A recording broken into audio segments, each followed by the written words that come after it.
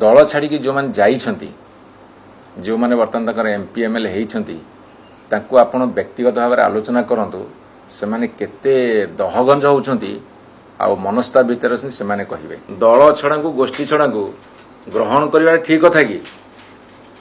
एटा सीधे सड़क कथा आमे आप दल भांगिला ठीक अच्छी आप दल भांगिला संगे संगे से मिसिला ता अर्थ कौन ना ये भद्रलोक ना सी भद्रलोक ये पॉलिटिकल स्टंट करिवे राजनीति करिकी सते जेमिति सी एका कांदुछंती आउ कहार किछि माने नाही एतरे करिवारे सी मेसिया बोली निजु देखेबे मसिया हवा थाउ 30 तारिख तुमे कौन करबा हम जानिनु किंतु आमे 30 तारिख देखा देखि हवा आलोचना जदि हबो देखिबा समय आसीबो लोक जते उत्त्यक्त हेबे लोक जते क्रोध बढ़िबो सेतबेले सरकारी दल को से सफा करदे भारतीय जनता पार्टी सफा हवार थो देश में राज्य में एप्रिल 16, 17, 18 तारिख में पार्लियामेंट डकेले जे आम सीट बढ़े देबू ता से महिला संरक्षण को जोड़ीदेले मान्यवर नवीन पट्टनायक खबर पाइले जे जो सीट बढ़िबो सेथिरे ओडिशा क्षतिग्रस्त हबो आनुपातिक भाव में ओडिशार बढ़िबार नाही एवं ए कथा को लेकिन जो तर्क है मान्यवर नवीन पट्टनायक चिठी लिखिले जे गोटे 48 घंटा भितर आप विधानसभा डाकतु ओडिशार स्वार्थ को रक्षा करने को हेले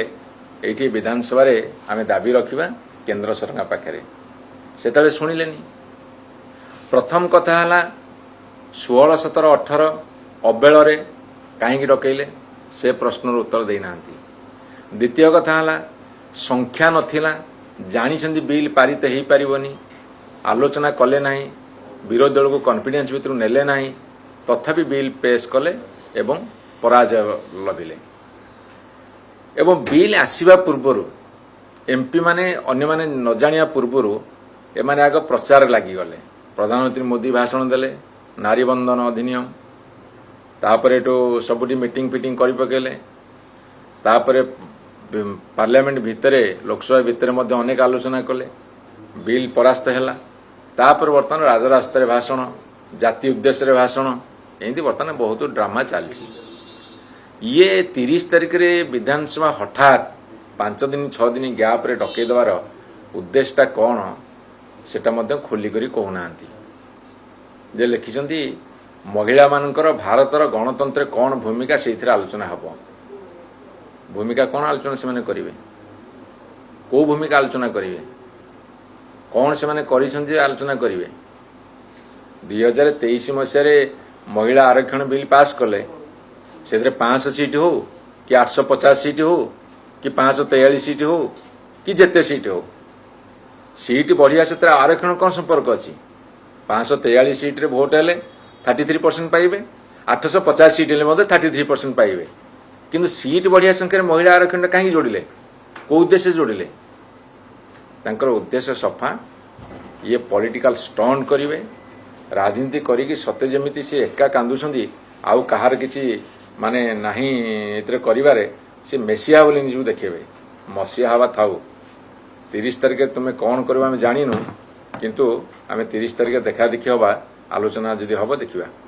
सर आ उटे कथा होची गतकाली जो दिल्ली रे जो चित्र आसिला आप गोटे दल जार एते सांसद एका संगे बीजेपी की पळेले आप से पळे कहूची जे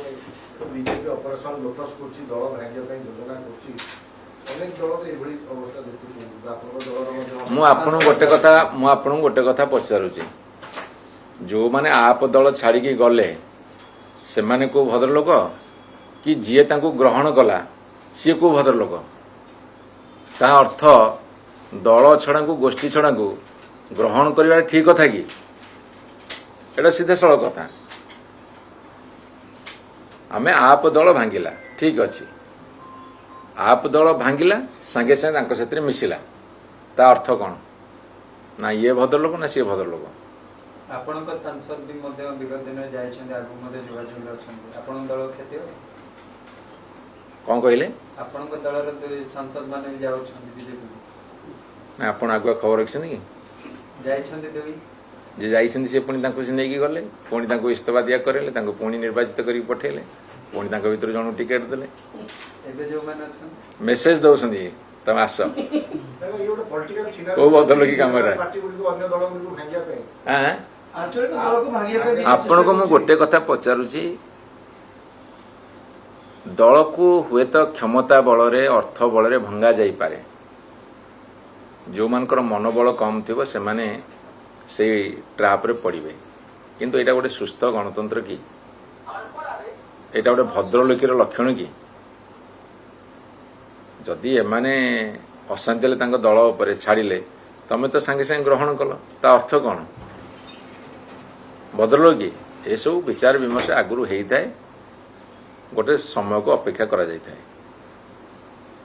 ଦେଖାଯାଉ କ'ଣ ହେଉଛି। ଆଜ୍ଞା ଗୋଟେ 29 ସାଧାରଣ ନିର୍ବାଚନ ପୂର୍ବରୁ ବିଜେପି ଗୋଟେ ଅପରେସନ ଲୋଟସ୍ ଚଲାଉଛି ଯୋଉଟା କି ସବୁ ଆଞ୍ଚଳିକ ଦଳକୁ ସଫା କରିବା ପାଇଁ ଯୋଜନା କରୁଛି। ଯଦି ଆପଣଙ୍କର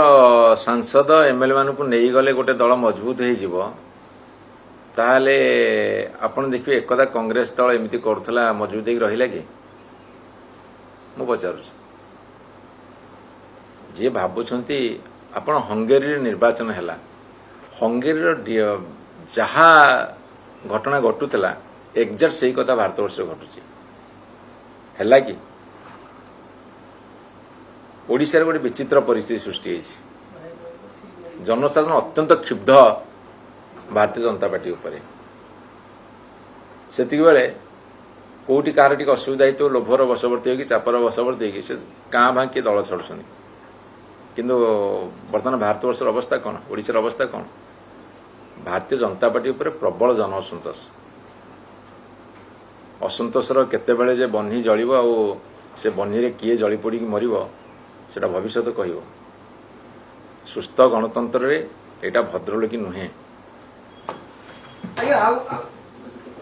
ଗୋଟେ ଶେଷ ପ୍ରଶ୍ନ ହେବ, ଆଜି ଭଦ୍ରକରେ ପାଖାପାଖି 500-700 ବିଜୁ ଜନତା ଦଳର ଆଗଧାଡ଼ିର କର୍ମୀ ଛାଡୁଛନ୍ତି, ସମୟ ନେତା ଛାଡୁଛନ୍ତି, ତ ଏହାର ଇମ୍ପାକ୍ଟ କ'ଣ ରହିବ କି ବିଜୁ ଜନତା ଦଳ ଛାଡ଼ିବାର?